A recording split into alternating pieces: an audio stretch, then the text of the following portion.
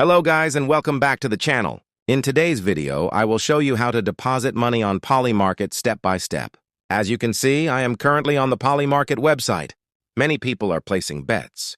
But before you can participate, you need to add funds to your account. So without wasting any time, let's get started. First, go to the bottom right corner and open your account section. Here you will see two options: withdraw and deposit. Click on the deposit button. After clicking deposit, you will see different funding methods. For this tutorial, I will choose crypto because it is instant and widely used. Once you select crypto, you will see a QR code and a wallet address. Now here's what you need to do. Simply copy the wallet address provided. Then go to your crypto exchange or wallet. Select the same coin and the same network shown on Polymarket. This is very important.